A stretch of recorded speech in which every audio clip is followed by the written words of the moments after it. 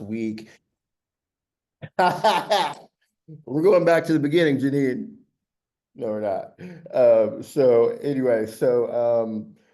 I got a couple of emails last week which had to do with third-party companies selling software that supposedly helps you stay compliant and that you pay an X amount per month and there's safeguards on all this. So there's a lot of people taking advantage of all this uncertainty. So just be very, very careful with any type of advertising or marketing you get thrown your way when it comes to this topic. All right. Just make sure you're in the know. So why are we here? We're here to protect your deals. We're here for you to stay compliant, and we're here for you to succeed ethically. All right.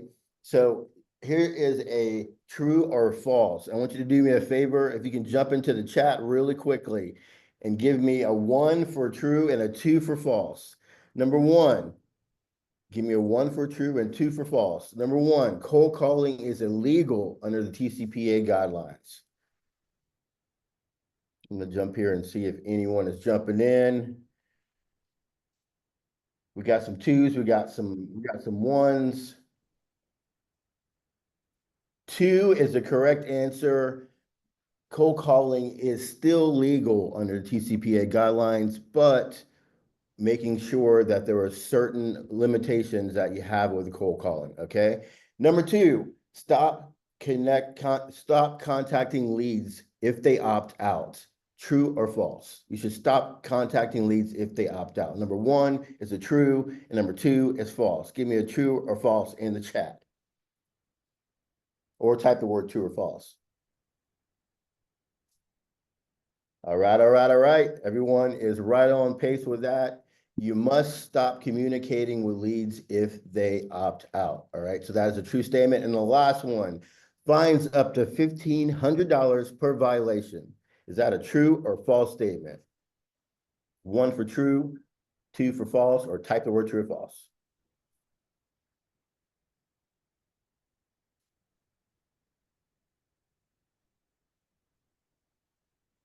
All right, we got them all coming in, and that is actually a true statement. You can receive up to a $1,500 per violation through the TCPA guidelines. All right, so awesome, guys. Thank you for the participation in that. We're going to keep it on moving. So, golden rules of TCPA compliance. There's 5 golden rules, not to be confused with 4 golden girls. All right. So, as we get into this, cold calling is legal with conditions. I'm going to go over what those conditions are, and some of them are what we're going to go over right now. So if you're working with a casual lead, you have a 90-day window of consent. So what that loosely means is if you're working with someone who's inquiring about working with you on a transaction, they haven't transacted within that 90-day period, then there's still an express consent that you can contact them, that they've given you their express consent to do so. Theoretically, if you haven't talked or spoken with that person, or hasn't been a transaction that's happened after a 9-day period, then they need to opt back into communication from you. All right. So now we'll move to a past client. You've got an 180-day window.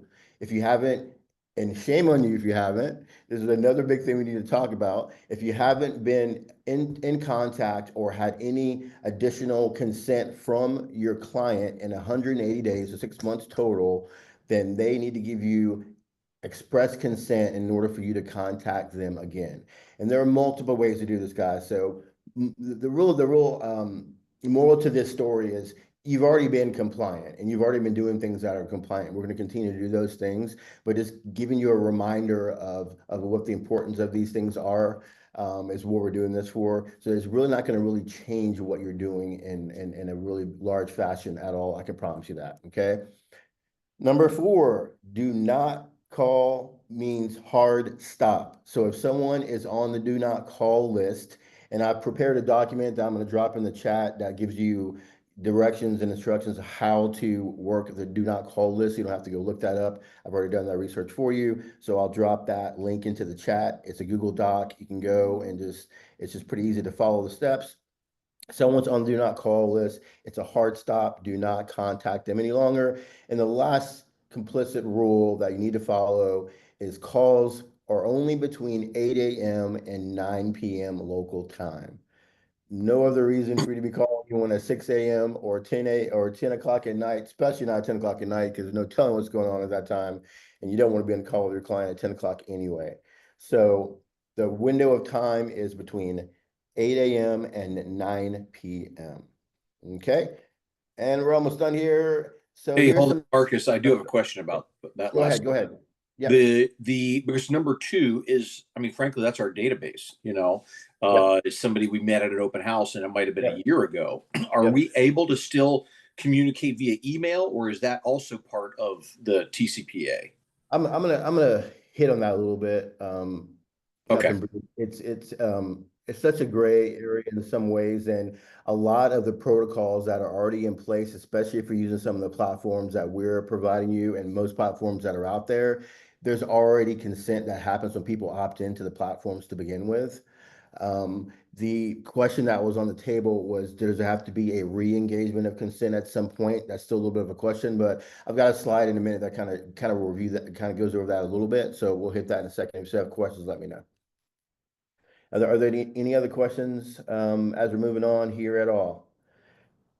Some ideas of how to kind of make sure you do stay 100% compliant is focusing on building relationships. So increase your face-to-face opportunities. So through referrals, open houses, broker open events, community events. That is ways that you can get people to opt in to communication with you. Also, if you're doing FISBO outreach, you're able to call FISBOs. A lot of time people call FISBOs with some fictitious, hey, I may have a buyer scenario. I would kind of stay away from that. If you do have someone who is a legitimate buyer for a specific FISBO, then by all means call them. If you're doing FISBO letters, like I know and expireds, I know Chip's doing, does his letters all the time. Then a follow-up call for that letter you sent is an open way to communicate. Um, so just be very careful and avoid mentioning listings and fabricating client interest if you don't actually have a client. All right. Hey, Mrs. Marcus, I see you have this listing. I got 5 clients that are ready to buy today. I'd kind of stay away from that if that's not a true statement. Also, invest in content marketing. It's just a good way to position yourself as an authority.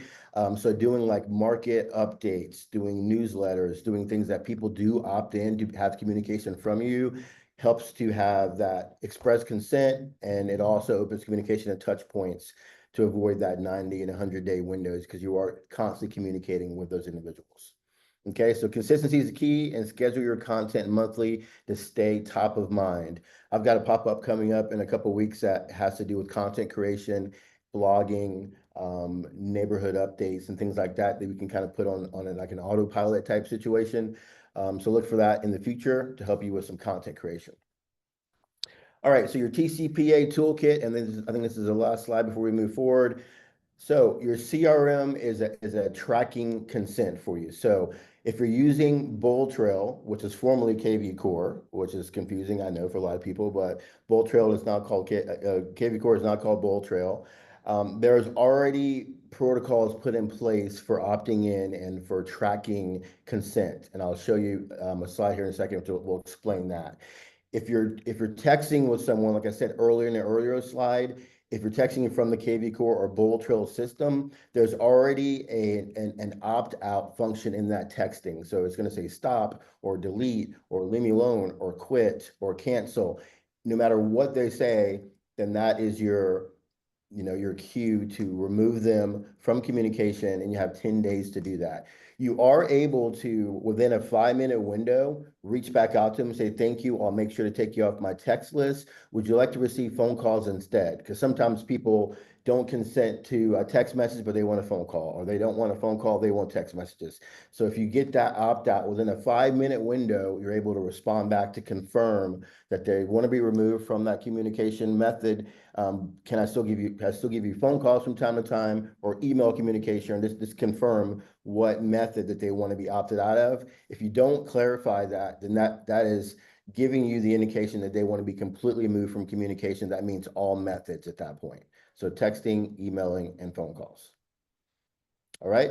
So this is an example. I went to an agent website and I went to search for a property on our Remax Metro site, which is actually I will say a Bull Trail KV Core product. So when someone starts to search on your agent websites, what happens is they search through a couple of pictures and then this box pops up. Okay. This was written by legal counsel at Remax Corporate. It was also written, co-written by Insider Real Estate, which is the people who own Bull Trail and KB Core. So this is a consent to receive text messages and emails. By providing my phone number above and checking this box, I expressly consent to Remax Metro directly or by a third-party vendor such as Inside Real Estate acting on Remax Metro's behalf. Contact me at this number by calling me or sending me text messages, including marketing and promotional messages using an automatic telephone dialing system related to our products and services for real estate transactions. Even if my name appears on the do not call list, providing my consent is not required to obtain products and services. All right. Message frequency varies. Text help for help or stop to unsubscribe. My information will be handled in accordance to Remax Metro's privacy policy as well as Remax Metro's terms and conditions. Okay, so that's the first layer of consent there. I didn't go into our privacy policy and our terms and conditions, which we created before and submitted to Remax and KV Core in order to have that as additional safeguard. But this is a very big piece of how you're already protected with this.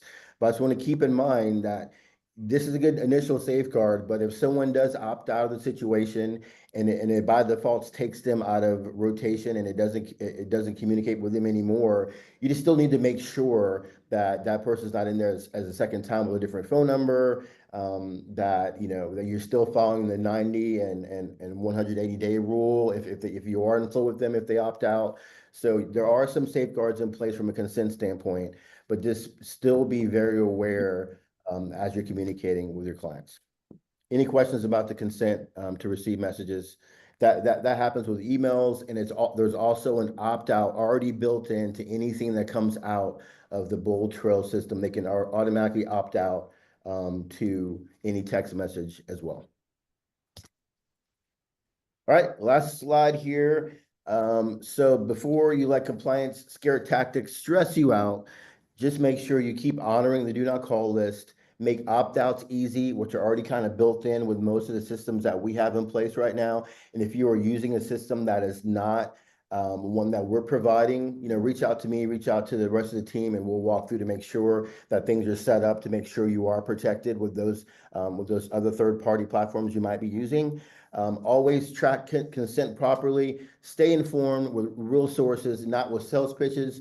And the bottom line with all this is that the fundamentals of communication haven't changed at all, guys. If you're already following best practices, then you're good.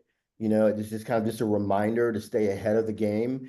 And then regular reviewing your compliance strategy is not just a rule, but it's smart business and it's business as usual. All right. So anyone have any questions with my long spiel before I hand it off to Miss Janine Leone?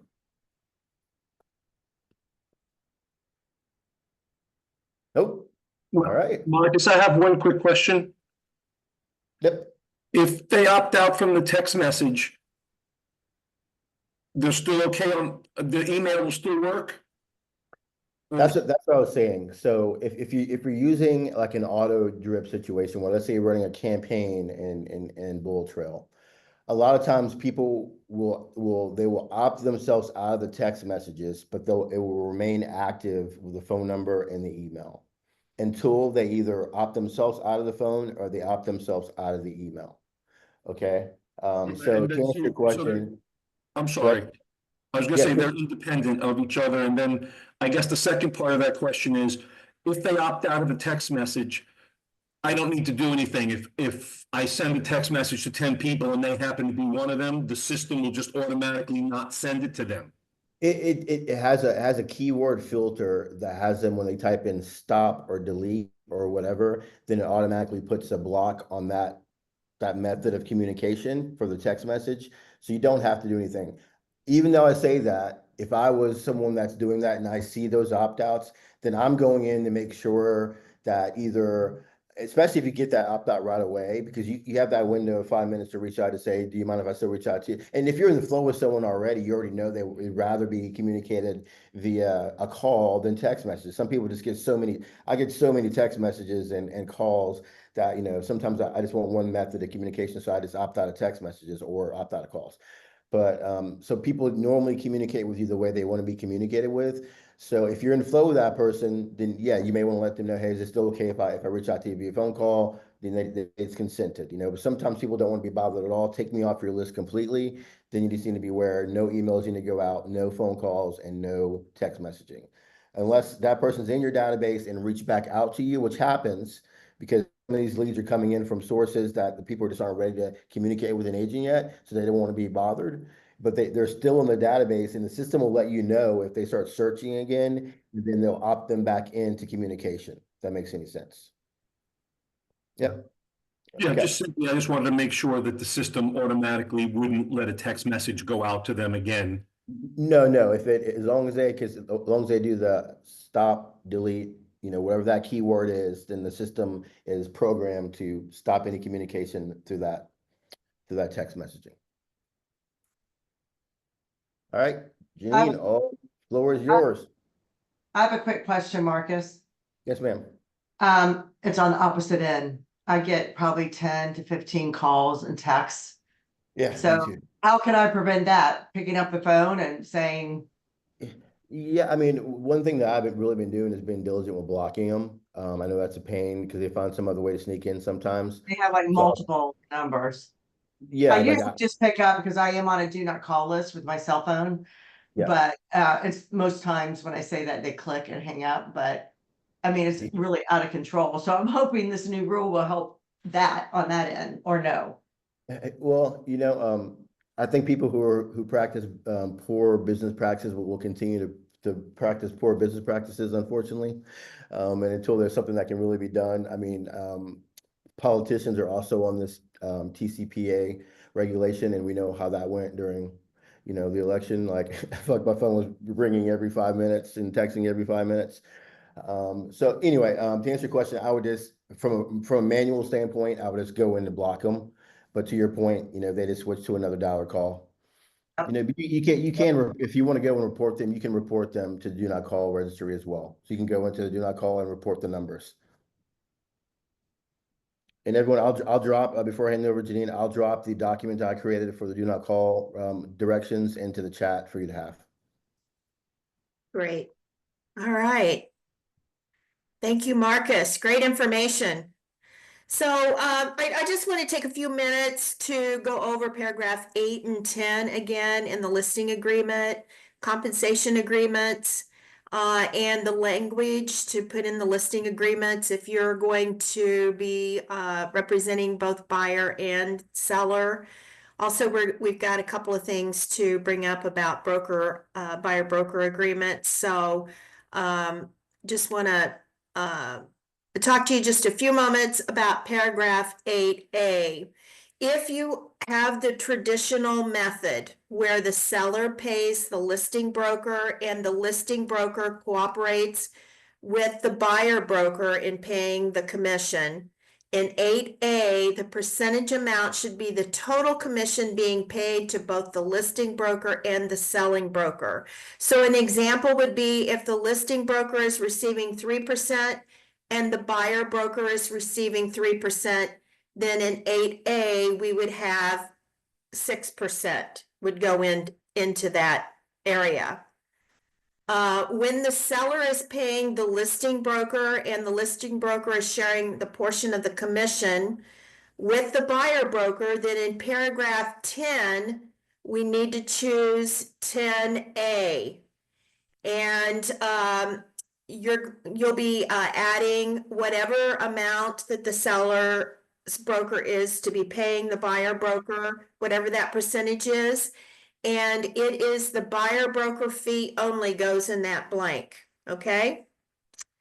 And when you have 10A filled out, then you're going to be needing to use option A compensation agreement. We still have a little bit of confusion on which compensation agreement to use. So when 10A is checked, you're going to use option A, compensation agreement that we have in our listing packets. Now, another thing that's been coming out in the field, and I'm sure that some of you on this call are the ones that actually have called Larry and I about it. We have the listing, and we are the ones that are cooperating with the buyer broker to pay the commission. Our compensation agreement, the listing agent is the one that is responsible for the compensation agreement. We have some brokers that, buyer brokers that are filling out the option B form, and which is stating that the seller is going to be paying the buyer broker. They're sending it with the contract, and they're wanting you and your seller or your seller to sign that document. One of the things that we want to caution you on is if we have the listing agreement, and we are the ones that are responsible. The listing agent is responsible for providing the compensation agreement. When you have a listing agreement that states that the seller's broker is going to be compensating the buyer broker, then you do not want your seller signing a compensation agreement that says that the seller is paying the buyer broker. Does everyone follow me on that? Yes, no? No? Okay, so just remember that in 10A, if 10A is checked and we have the listing, you're to provide the compensation agreement, which would be option A. And it would be your signature along with the buyer's broker's signature goes on that form. When the compensation agreement is being withheld during the negotiations and the negotiations have been completed between the buyer and the seller, the listing agreement indicates that 6% in 10A with 3% allocated to the buyer broker. In section 10A, we're going to be reflecting the listing broker's compensation by sharing a portion of the commission with the buyer broker. So this is just basically recapping what I just said to you. However, if during the negotiations you have 3% that you're going to be sharing with the buyer broker, and during the negotiations, the buyer agent only asks the seller to pay 2% to the buyer broker, does the listing broker automatically receive the additional 1%? So we've got a 6% commission that was total. The buyer broker only asked for 2%. And you had actually 3% in 10A. Do you automatically get the 1%? Anybody? You can unmute. And anybody want to answer that? I think the word you used, automatically, is the word that's makes the statement not able to be a yes. But if it's not automatically, then yes, it can be negotiated with the seller themselves. Mm-hmm.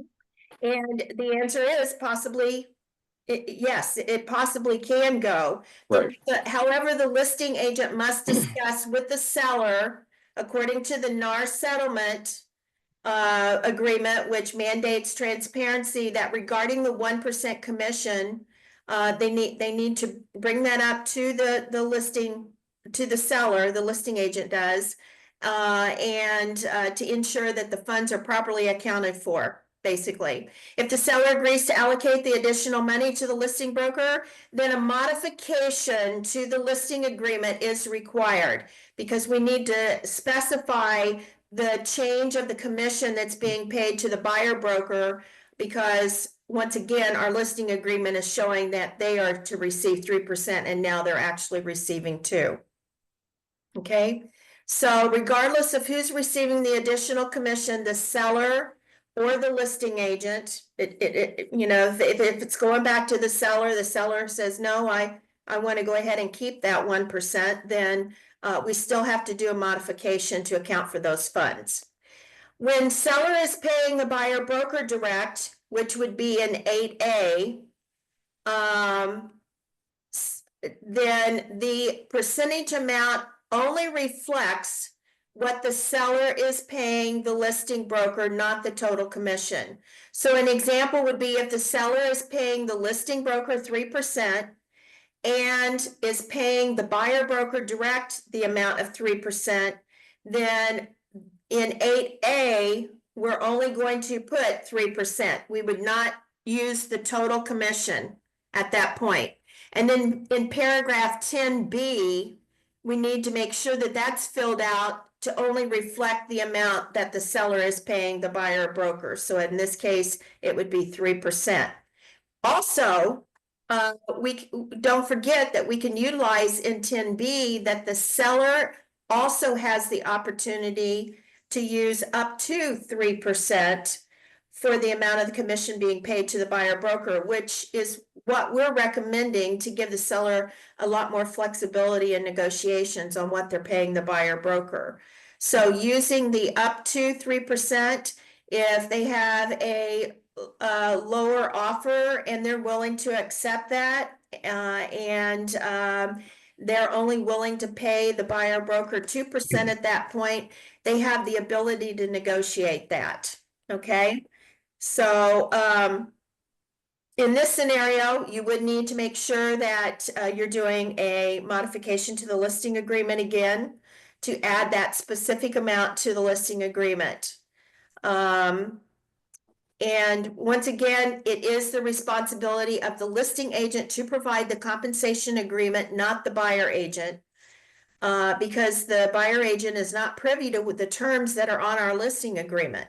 So if you have a buyer broker that is pushing for you to sign their compensation agreement and it's not in line with our listing agreement, you need to step back and say, no, we already have the compensation agreement filled out. We're going to be sending you over the one that we already have filled out. All right, when you're filling out 10B under the compensation to the buyer broker, you're going to need to be using option B for the compensation agreement. So the seller is actually paying under 10B, the seller is actually paying the buyer broker fee. Okay, and in that instance, the seller will need to sign the compensation agreement along with the buyer broker. All right, when the seller is not offering any compensation, of course, they're going to be filling in 10C. 10C is the one that will be checked. So in 10A, you're only going to be adding the compensation that you're receiving. So the listing broker is receiving whatever percentage goes A, and then 10C is actually checked on the form. When the listing agent wants to reduce the commission and they're representing both the seller and the buyer for the property, some of our agents are adding this language when they take the listing agreement that states the seller hereby acknowledges that in the event the listing agent also represents the buyer in the sale of the property, the total commission payable to RE/MAX Metro shall be. In this case, you need to make sure that you have a BBA with that buyer, and the amount between the listing and selling side percentage needs to be split out. So in other words, the selling side, if you have 4% that you put in this amount, 2% goes to the listing side, 2% goes to the buyer's side. All right. And so in your BBA, you're going to want to make sure that you're showing that the BBA is reflecting at least 2%, because that's, and Larry's going to get into the buyer broker agreements here in a few moments, but you can only be paid on the amount on the buyer side that is in that buyer broker agreement. So you're not going to want to put zero there, even though you have this agreement in the listing agreement. So, all right. If the listing agent or you as the owner of the property shows an unrepresented buyer their listing, and the unrepresented buyer wants to write an offer, can the listing agent prepare the offer for the buyer? That's a question for you guys. So what do you think? Yes. Okay. And what would that yes hinge on? Yes, you can prepare the contract. Okay. With a BBA. You do have to have a BBA. Because the answer is if that buyer is unrepresented, you are not allowed to prepare the contract because you represent the seller, not them. So you want to make sure that if they're coming to you saying that they are an unrepresented buyer and they want to look at your listing, that they have an avenue to be able to write that contract, because you are only a conduit for presenting the offer to the seller, not preparing the offer for the buyer if they are unrepresented. So you in the NAR FAQ, it states that is a transaction broker who facilitates a transaction for a buyer considered to be working with a buyer? And the answer is yes. So if you write the offer, you are working with a buyer, therefore it triggers a BBA now. So you do have to have a BBA, all right? If you're the listing agent and the owner of the property and, or the owner of the property, and the property has an owner's authorization to temporarily exclude it from the MLS with a waiver, or it's an office exclusive.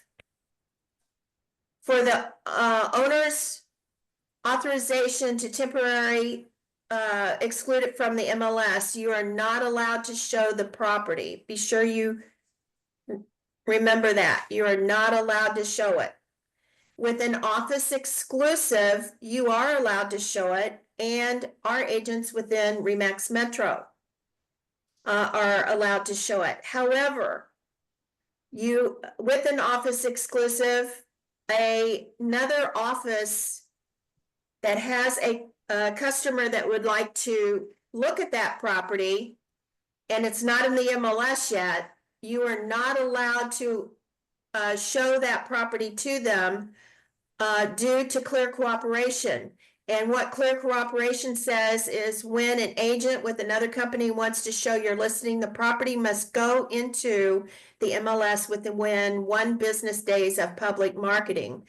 And the policy actually states that within 1 business day of marketing a property to the public, the listing broker must submit the listing to the MLS for cooperation with other MLS participants. Public marketing includes, but not limited to, flyers displayed in windows, yard signs, digital marketing on public-facing websites, brokerage websites, displays, including IDX and VAL, and digital communication, which would be email blasts, multiple brokerage listings, sharing networks, and applications available to the general public. So you want to be careful because one of the things that you don't want to be caught up in is having a violation for clear cooperation. All right. So if you do have another agent with another company and you have an office exclusive or an owner's authorization to temporarily exclude it from the MLS,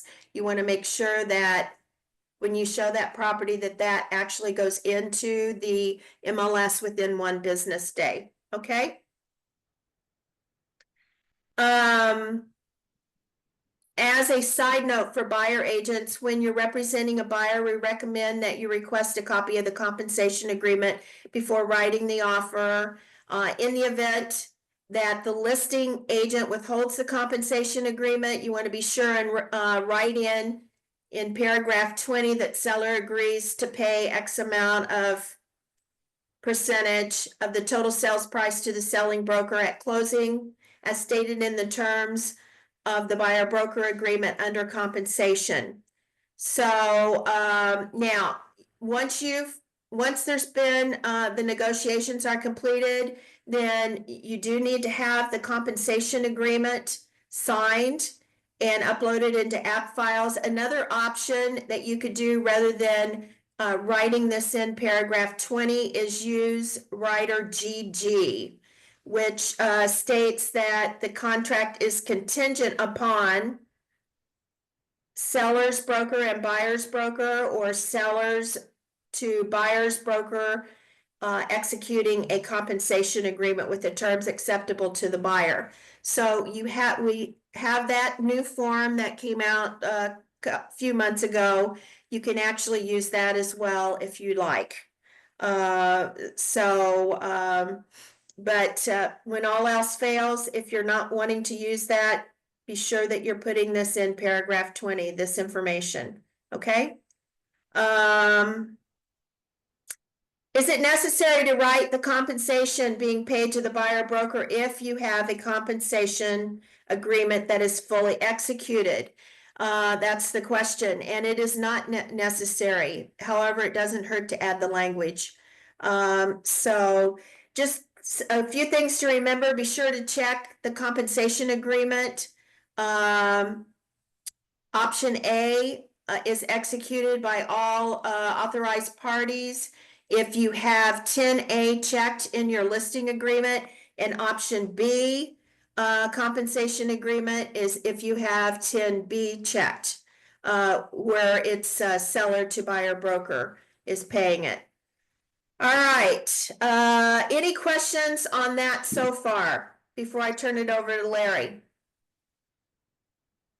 And we're going to be adding all of this information to the hub, so you'll have these slides to be able to use them as a guide, as well as Marcus's information. All right, Larry. Okay, we're going to talk about the BBA now. We talked about the other components in the listing agreement. So why compensation in the buyer broker agreement is critical. For example, if you enter 0 in paragraph 7 of the buyer broker agreement, you're contractually agreeing that you will not be compensated by representing the buyer, even if the seller is offering buyer's broker commission. So the best practice would be in your BBA to put 3%. And here's why. The buyer's agent can only receive the amount stated in the BBA without requiring a modification, which makes it easier on you. Here's a scenario with it. In your BBA, you have 2.5%, but the seller's offering 3%. You cannot automatically receive the full 3% without modifying the agreement. This would be an awkward conversation with your buyer, who might say, wait a minute, I thought we're going to work for 2.5%. I'd like to use the other 0.5% towards my closing costs, which would be an awkward scenario. On the other hand, if the seller is offering only 2.5% and your BBA states 3%, you have a clear agreement that allows you to collect the remaining 0.5% from the buyer, avoiding any misunderstandings or disputes. Is there any questions? Yeah, I have a question. Go Hello. ahead, Celinda. Can you use language up to 3%? Because if you put 3% and say the listing agent is only offering 2.5%, then some buyers, they might be concerned. Well, you're asking for 3%, and like, for example, if an agent was offering 2.5%, I wouldn't quibble that 0.5% necessarily. Right, no, you can't put it up. Can you use the language up to 3%?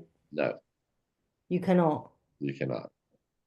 So even though you put 3% in the buyer broker agreement, you can just negotiate with the buyer yourself and say, look, they're offering 2.5%, and that's okay. Correct. Okay, thanks. You can't do up to. Okay.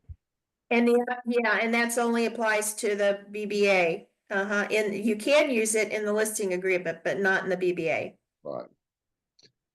And an important note for listing agents that are representing a buyer, there's a little misconception out there. When the seller is offering 6% in paragraph 8A, that does not automatically entitle you to receive the full 6%. As the buyer's broker compensation is determined by paragraph 10A of the listing agreement and the amount in the BBA, not the seller's listing compensation in 8A. The bold and underscored sentence in paragraph 14 on the last page of the BBA states, broker may not receive compensation from any source, which includes the seller, that exceeds the amount of the rate agreed with the consumer. So that would be the amount in your BBA. And we've got those slides here as well. And the areas to fill them in and on the slides. Right. Then we want to come to the language in the BBA. We've added the following language to the BBA. So you will have buyer's permission to forward the copy of the BBA to a lender, closing agent when the buyer is paying a portion of the commission or even all of it. Consumer authorization, the broker agent to provide a copy of the agreement to lender at closing or the closing agent at transactions is entered in pursuant to this agreement. Remember, the BBA is like a listing agreement. It's only for us, Remax Metro, the buyer, and you, period. We do not share the buyer's broker agreement with the other side. On a side note, when working with a FSBO and representing the buyer, you will need the following. You will need a non-brokerage disclosure for the FSBO, a commission agreement, a compensation agreement, and option B, seller to buyer's broker. And we're going to be posting all of this on the hub. Any questions on the BBA? I mean, it's pretty straightforward. Yeah, we have some stuff in the chat, Larry. It says, what about the brokerages that only accept seller to buyer broker compensation like Smith, Charles Ruttenberg? Do we still use the SB to BB or change it to an S to BB? And Nicole, you're speaking about that we have the listing agreement, I believe. So the answer would be we are responsible for that, to send out that compensation agreement. So it doesn't matter. We're the ones that we have the agreement with the seller, and we have the terms that the seller agreed upon. So, you know, if you have a situation where you've got a broker that's pushing it and they're wanting you to sign it, just get a hold of Larry and I, and we'll call the broker, because like I said, we're the ones with the listing agreement, and we're the ones that dictate which one is to be used. The compensation is to be used. 8A, Celinda, you said, okay, wait a minute. If it's 3% each side, 8A should say 6. Yes, okay, so on the listing agreement, if we have a total of 6% commission and the listing broker is sharing the commission with the buyer broker, then 10A would read 3%. So we would have 6% in 8A and 3% in 10A. However, if it is that the listing broker is to be paid and the seller is paying the buyer broker, then 8A would read 3% and 10B would read 3%. Okay, so that would be a total of 6%. Now, let me ask you this. Let's say that in 8A, we have, of the listing agreement, we have 6%. And in 10B, we have 3%. How much would the seller be obligated to pay with that scenario? So we have 8A, 6%, and 10B, 3%. Pay who? What's that? Pay who? Pay for the, how much commission is the seller obligated for on the listing agreement? if 10A is 6% and 10B is 3%. 6. Okay, anybody else? It would be 9%. Would be. I'm looking at the chat, it's all over the place. Yeah, yeah, it would be 9% would be what they would be obligated for, and I don't think that that's the intent, so, all right, let me see if there's anything else that we have.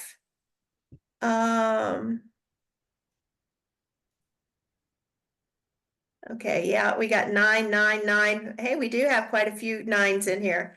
Okay, all right, go ahead, Larry, I'm sorry, to jump in. Okay, so we've wrapped it up with that. If anybody else doesn't have any questions, and we will be posting this on the hub and sending an email out with a slide deck. So any questions or comments at this time? All right, with nothing being said, we're gonna let you go for now, and we'll All see right. you. I did send out a copy of the schedule for our month of February and March pop-up meetings. Our next session is going to be a great session with Marcus. So before we get off here though, we have some birthday babies.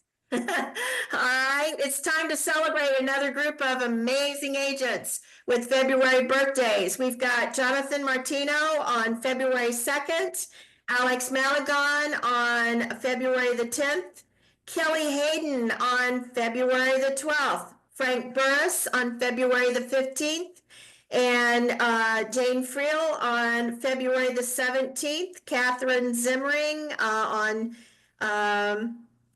February the 24th, and Christy Ehrbeck is wrapping it up on February the 25th. And So Janine, we happy also, birthday to all of you. Janine, What's we that? also have Lexi with Clay's team, who is also on February 8th. So happy birthday to our February agents.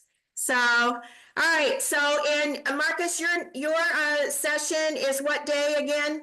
Do you remember the date? I don't, I have to go back and look at my calendar. Okay, I did send it out to all of you, and we'll remind you like we did for this meeting. So we'll see you next time. Hey guys, thanks so much. Take care. Thank you, guys. Thank you, everybody.